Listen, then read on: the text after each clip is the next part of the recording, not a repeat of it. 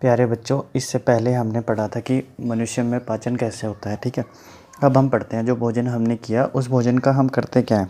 ठीक है, तो उस भोजन का उपयोग, जो भोजन हमने किया था, पचाया था, उस भोजन का उपयोग कोशिकाओं में जैव प्रक्रम के लिए ऊर्जा प्राप्त करने की, यानी जो हमारे शरीर में क्रियाएं होंगी उसके लिए ऊर्जा की आवश्यकता होगी। वो ऊर्जा कहाँ से प्राप्त होगी? जो भोजन हमने किया था। ये भोजन ऊर्जा प्राप्त होगी कैसे? तो ऊर्जा प्राप्त करने के लिए कोशिकाओं में भोजन का विखंडन होता है। ठीक है, और इसी को हम लोग क्या कहते हैं? कोशिकीय श्वसन। ठीक, श्वसन हमारा दो तरह का होगा। एक, गैस को इनहेल करना, मतलब गैस को अंदर लेना और बाहर निकालना, इनहेलेशन और एक्सहेलेशन, यानी अंदर लेना, अंतर्ग्रहण करना किसका? गैस का, और दूसरा बाहर निकालना। ठीक है, और एक दूसरा क्या है हमारे पास? कोशिकीय श्वसन। तो पहले हम कोशिकीय श्वसन पढ़ते हैं कि कोशिकाओं में भोजन का विभाजन कैसे होगा। ठीक है, तो अलग अलग जीव जो है वो अलग अलग तरीके से करते हैं। कुछ जीव ऑक्सीजन का पूर्ण रूप से उपयोग करते हैं, ग्लूकोज को पूर्णतः कार्बन डाइऑक्साइड और किस में तोड़ देते हैं? जल में तोड़ देते हैं, कुछ किस में तोड़ देते हैं। ठीक है, तो सबसे पहले हम देखते हैं कि पहला चरण क्या होता है। तो पहला चरण में क्या होता है? जो ग्लूकोज है, हम पढ़ते हैं पहले विखंडन। ठीक है, कि टूटता कैसे है ग्लूकोज। ठीक है, तो विभिन्न पथों द्वारा ग्लूकोज का विखंडन। ठीक है, हम क्या कह रहे हैं? ग्लूकोज का विखंडन, ग्लूकोज का विखंडन, विभिन्न पथों द्वारा ग्लूकोज का विखंडन। ठीक ठीक है, तो सबसे पहला जो स्टेप होता है, सबसे पहला जो स्टेप है वो है हमारा ग्लूकोज। ग्लूकोज कौन सी होती है? C6H12O6। ठीक है, इस ग्लूकोज को अगर हम गौर से देखेंगे तो कितने कार्बन है? 6 कार्बन का। ये किस में टूटता है? सबसे पहले 3 कार्बन के। ठीक है, 3 कार्बन का पायरुवेट में। पायरुवेट ये कितना है? 3 कार्बन का है। देखो ध्यान से देखिए, ये पहले कितना है? 6 कार्बन का था, ये किस में टूटा? 3 कार्बन में, प्लस ऊर्जा, प्लस ऊर्जा में। और ये हो कहाँ रहा है? ये सारी क्रियाएं किस में हो रही है? कोशिका में। और कोशिका में भी कहाँ? कोशिका द्रव्य में। कहाँ होंगी? कोशिका द्रव्य में। अब ये कहता है कि पहला स्टेप तो ये है, ये तो क्या है? हमारा फर्स्ट स्टेप है। ये हमारा कौन सा स्टेप है? First step. इसके बाद ऑक्सीजन की कितनी अमाउंट मिल रही है, यानी कितनी मात्रा में ऑक्सीजन मिल रहा है, जो श्वसन हो रहा है वो ऑक्सीजन की उपस्थिति में हो रहा है या ऑक्सीजन के अभाव में हो रहा है या अनुपस्थिति में हो रहा है, उसके बेस पे हम डिसाइड करेंगे कि एंड प्रोडक्ट आपका कि अंत में क्या मिलेगा। ठीक है, ये हम देखते हैं कैसे होता है। ठीक है, अगर पायरुवेट जो है, अगर इसको पूर्ण रूप से ऑक्सीजन मिलती है, यानी ऑक्सीजन की उपस्थिति में, in the presence of oxygen, oxygen की उपस्थिति में अगर हो रही है प्रोसेस पूरी, ठीक है, तो ये किस में टूटेगा? ये टूटेगा किस में? Carbon dioxide, CO2 plus energy यानी ऊर्जा प्लस वाटर। ये प्रोसेस किस में होगी? माइटोकॉन्ड्रिया में। ये किस में होगी? माइटोकॉन्ड्रिया में। देखो ध्यान से कि पायरुवेट जो है 3 कार्बन मॉलिक्यूल्स, 3 कार्बन का जो अणु है वो हमारा किस में टूटेगा? कार्बन डाइऑक्साइड प्लस ऊर्जा प्लस वाटर में। कब? जब पूर्ण रूप से ऑक्सीजन की उपस्थिति होगी। ठीक है, दूसरा कहता है कि ठीक है इसमें हो गया। दूसरा, जब ये है पूर्ण रूप से उपस्थिति यानी ऑक्सीजन की प्रेजेंस में हो रहा है। जब ऑक्सीजन हो ही ना, बिल्कुल ऑक्सीजन की अनुपस्थिति में, यानी बिल्कुल काटा मार दिया भाई, ऑक्सीजन है ही नहीं। ठीक है, इस टाइम पे किस में टूटेगा? ये ethanol plus CO2 plus water में। ये प्रोसेस किस में होगी? ये प्रोसेस होती है हमारी यीस्ट में। किस में होती है? यीस्ट में। ठीक है, एक तीसरी भी स्थिति आती है। तीसरी स्थिति आती है जब ऑक्सीजन जो है लेकिन जितनी हमें चाहिए उतने अमाउंट में नहीं है, यानी ऑक्सीजन के अभाव में, इनसुफिशिएंट ऑक्सीजन अमाउंट है। ठीक है, ऑक्सीजन के अभाव में। अब अभाव में जब होगा तो कैसे होगा? अभाव में ये किस में टूटेगा? लैक्टिक अम्ल, यानी लैक्टिक एसिड, अम्ल बोल सकते हैं, लैक्टिक अम्ल में, लैक्टिक अम्ल प्लस ऊर्जा में। ये कब होगा? ये होगा हमारे पेशीय में, यानी हमारी मसल्स में, पेशीय कोशिका में। ठीक है, पेशीय कोशिका में ये पायरुवेट ऑक्सीजन माइटोकॉन्ड्रिया, ये हम डेली प्रोसेस में हो रहा है। हम क्या कर रहे हैं? खाना खाते हैं, CO2 जो है निकाल देते हैं, ऊर्जा जो है यूज कर लेते हैं, वाटर मिल गया। ठीक है, ऑक्सीजन के अभाव में ये कब होता है? देखो जब हम भागते हैं तो हमारी सांसें फूलती हैं, ठीक है। हमें जितनी अमाउंट की ऑक्सीजन की रिक्वायरमेंट होती है उतनी पूरी नहीं होती, इसीलिए हमारे मसल्स जो है वो पेन करते हैं। क्यों करते हैं? क्योंकि उन मसल्स में यानी पेशियों में हमारी लैक्टिक अम्ल जो है वो जमा हो जाता है, क्योंकि जितनी ऑक्सीजन हमें चाहिए थी मसल्स को पूर्ण रूप से खाने का विखंडन करने के लिए, पूर्ण रूप से खाने का विखंडन नहीं हो पाता, ठीक है। तो ये क्या बनाता है? लैक्टिक अम्ल, ठीक है। ये प्रोसेस है यीस्ट में। शराब कैसे बनती है? ऑक्सीजन की अनुपस्थिति में। अब हम आगे भी पढ़ेंगे कि श्वसन जो है वो दो तरह का होता है, ठीक है। एक हमने लिखा है ऑक्सीजन की उपस्थिति में, दूसरा हमने लिखा है ऑक्सीजन के अभाव में, ठीक है। तो हम देखते हैं दो तरह का ऑक्सीजन श्वसन, ठीक है। श्वसन हमने कितने तरह का कहा है? दो तरह का। एक ऑक्सीजन की उपस्थिति में, एक ऑक्सीजन की अनुपस्थिति में। जो ऑक्सीजन की उपस्थिति में होगा उसको हम क्या बोलेंगे? वायवीय श्वसन। देखो मैं क्या कह रहा हूँ कि जो ऑक्सीजन की उपस्थिति में होगा उसको हम क्या बोलेंगे? वायवीय। यानी इसका पहला ही पॉइंट है in the presence of oxygen, oxygen की उपस्थिति में। ऑक्सीजन की उपस्थिति में जो हो रहा है उसको हम लोग क्या बोलेंगे? वायवीय ऑक्सीजन श्वसन, ठीक है। दूसरा हम कह रहे हैं ऑक्सीजन के अभाव में, इसको हम क्या बोलेंगे? अवायवीय श्वसन। अवायवीय श्वसन, ठीक है। किसके? ऑक्सीजन नहीं मिलेगी, अनुपस्थिति ऑफ ऑक्सीजन हो गया दूसरा। इसमें आप देखोगे कि इसमें क्या हो रहा है, हमने देखा था कि ग्लूकोज जो है C6H12O6 कंप्लीट रूप से डिसोसिएट हो रहा है, यानी पूर्ण रूप से टूट रहा है, विखंडन हो रहा है। और किस में बदलता है? कार्बन डाइऑक्साइड प्लस ऊर्जा में। और ये पूरी प्रोसेस, ये पूरी क्रिया किसके अंदर होती है? माइटोकॉन्ड्रिया के अंदर, ठीक है। लेकिन हम इसमें देखेंगे तो इसमें ग्लूकोज जो है C6H12O6 ग्लूकोज, ठीक है, ये पूर्ण रूप से विखंडन नहीं होता और क्या बनाता है? एथेनॉल। एथेनॉल प्लस ऊर्जा, ठीक है। ये हमारा किसके अंदर होता है?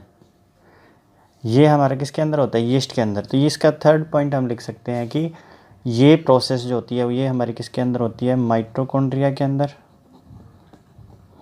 और ये हमारी किसके अंदर होती है? यीस्ट के अंदर, ठीक है। वायवीय ऑक्सीजन में अधिक अमाउंट में ऊर्जा जो है वो निकलती है, अधिक ऊर्जा जो है वो उत्पन्न होती है, अधिक ऊर्जा उत्पन्न होती है, अधिक ऊर्जा उत्पन्न होती है। इसमें क्या होगी हमारी? एज़ कंपेयर टू वायवीय, इसमें कम अमाउंट में उत्पन्न होगी। इसका एग्जाम्पल हमने पढ़ लिया, यीस्ट है। इसका एग्जाम्पल हम क्या पढ़ सकते हैं? मानव में हो रही है, ठीक है। कम अमाउंट में ऊर्जा उत्पन्न होती है, इसमें अधिक अमाउंट में कितनी? 36 molecule of ATP, 36 ATP amount of energy उत्पन्न होती है। इसमें कितनी होगी? 2 ATP ऊर्जा जो है वो निकलती है, ठीक है। वायवीय और अवायवीय। अब ये कहता है कि ठीक है, वायवीय ऑक्सीजन हो गया, अवायवीय हो गया। अब ये कहता है कि हमेशा हमने एक प्रोसेस पढ़ी थी, कौन सी प्रोसेस? कि क्रैम्प क्यों आता है। ये कई बार ये क्वेश्चन पूछा जाता है कि क्रैम्प क्यों आता है, क्रैम्प आने का रीज़न क्या है, ठीक है। तो क्रैम्प आने का एक सिंपल सा रीज़न है कि जब भी पायरुवेट जो है, पायरुवेट ऑक्सीजन के अभाव में लैक्टिक अम्ल बनाता है, तो हमारे पेशी कोशिका में क्या होता है?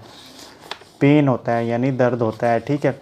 तो इसी को हम लोग क्या बोलते हैं? ये लैक्टिक अम्ल जो है पेशियों में जमा हो जाता है, इसी वजह से पेशियाँ जो है, पेशियाँ यानी मसल्स जो है पेन करती हैं। इसी को हम क्रैम्प बोलते हैं कि अचानक किसी क्रिया के कारण हमारी पेशीय कोशिकाएं जो हैं उसमें लैक्टिक अम्ल का जमा हो जाना हमारा क्या कहलाता है? क्रैम्प का कारण है। क्रैम्प का कारण है। क्रैम्प का कारण क्या है? क्रैम्प का कारण क्या है? पेशीय कोशिका में लैक्टिक अम्ल का जम जाना। और लैक्टिक अम्ल कब जमेगी? जब ऑक्सीजन के अभाव में ग्लूकोज जो है वो विखंडित होगी। तो आपको क्रैम्प का पता लग गया। अब आगे हम चलते हैं, ठीक है।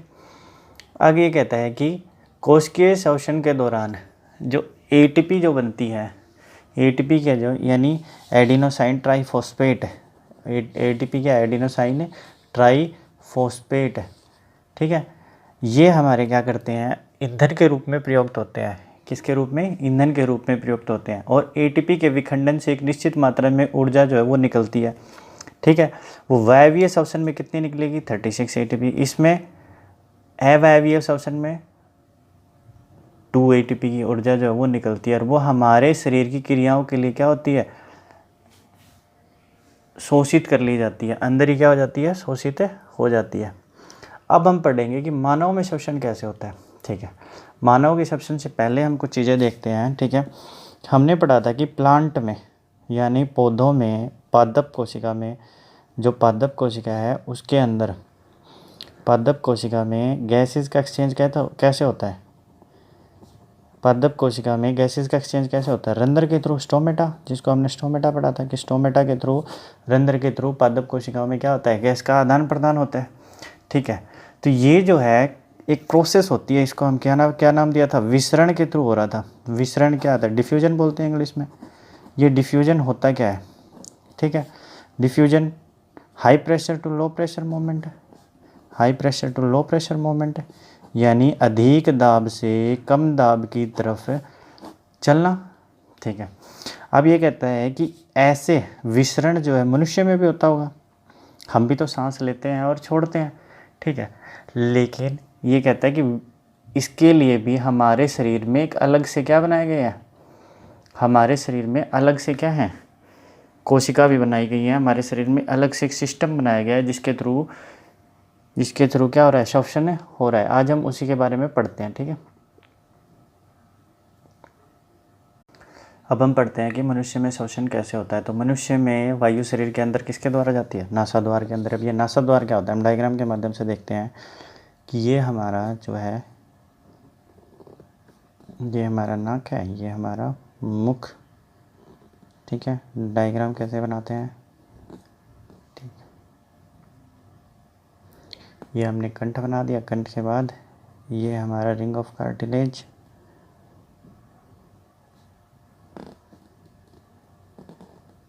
रिंग ऑफ कार्टिलेज के बाद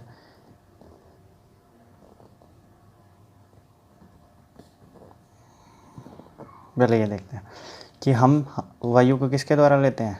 नासा द्वार के द्वारा। ये हमारे क्या है? नाक, नासा द्वार। नासा द्वार के द्वारा हम क्या करेंगे? वायु को अंदर लेंगे, ठीक है।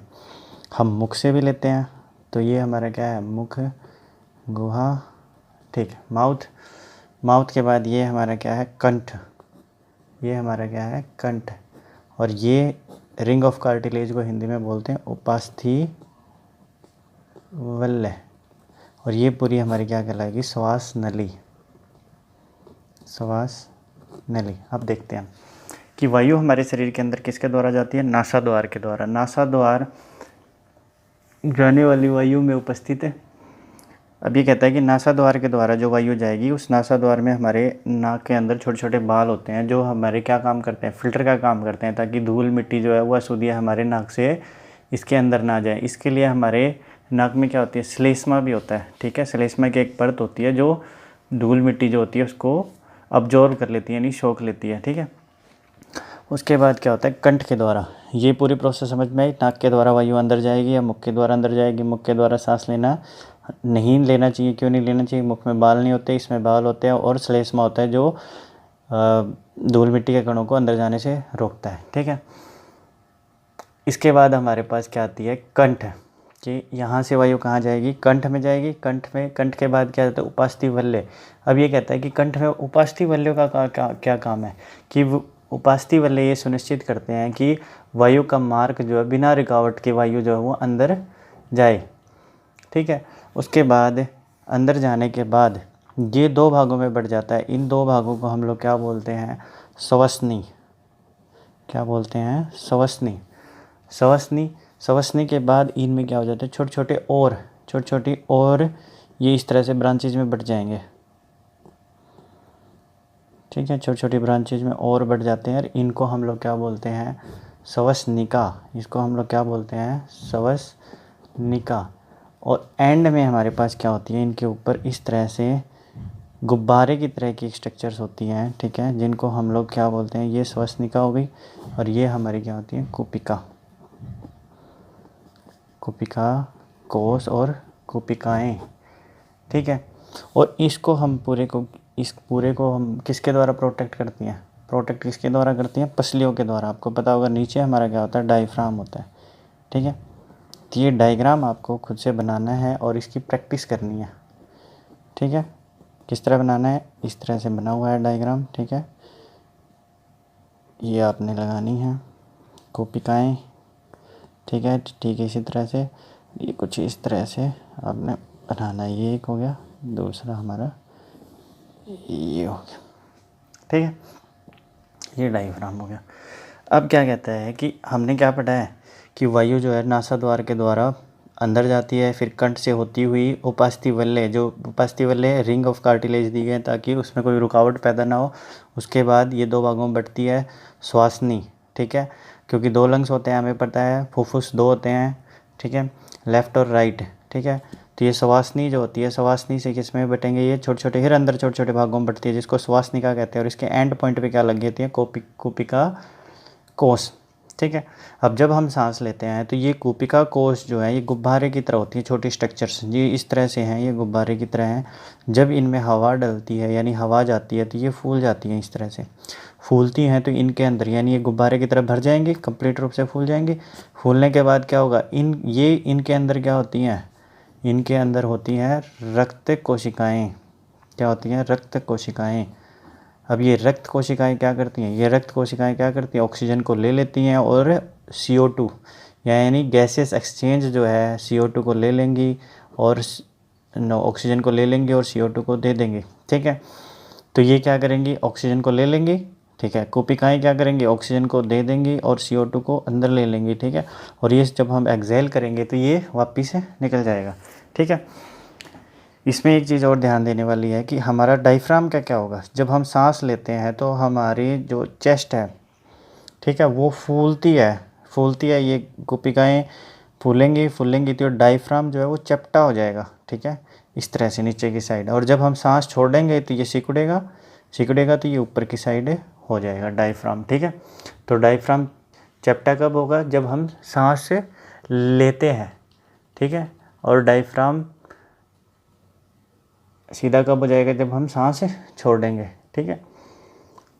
जी पूरी प्रोसेस समझ में आ गई आप लोगों को। हो क्या रहा है, नासा द्वार के द्वारा वायु जो है अंदर जा रही है, इस वायु में वायु जा रही है, इसमें क्या है देखिए, कंठ के थ्रू अंदर जाएगी, उपास्थि वल्ले हैं ताकि कोई रुकावट पैदा ना हो। इसमें 2 भागों में बढ़ता है, श्वासनी फिर अंदर जाने के बाद फिर अलग अलग भागों में बढ़ जाती है, इसको श्वासनिका कहते हैं, छोटे छोटे भागों में बटेगी।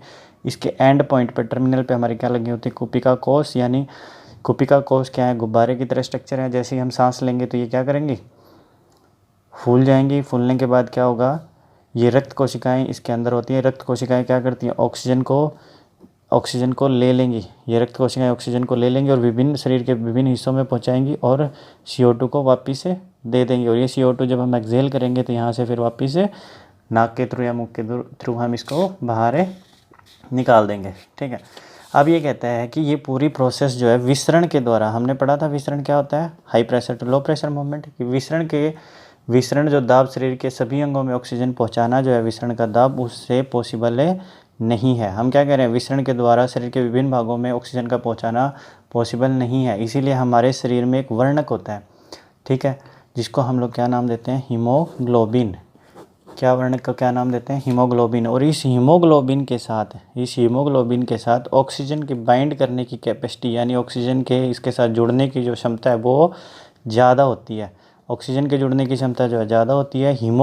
और CO2 जो है उसकी पानी में डिजोल्व होने की कैपेसिटी, यानी पानी में विल्ले की जो क्षमता है वो अधिक होती है। इसीलिए CO2 कार्बन डाइऑक्साइड हमारे रुधिर में वल्य अवस्था में होती है, यानी घुली हुई होती है। और ये हमारी किसके साथ अटैच होगी, हीमोग्लोबिन के साथ अटैच होगी। यानी हीमोग्लोबिन के साथ ऑक्सीजन के बाइंड होने की क्षमता ज़्यादा होती है और CO2 के बाइंड होने की क्षमता कम में होती है, ठीक है। इसके आगे हम पढ़ेंगे कि हमारे शरीर में ऑक्सीजन जो है पूर्ण रूप से, मतलब लंग्स से ऑक्सीजन हमारे पूरे शरीर में कैसे जाएगी और CO2 पूरे शरीर से लंग्स में कैसे आएगी, ये हम नेक्स्ट भाग में पढ़ेंगे, ठीक है। धन्यवाद।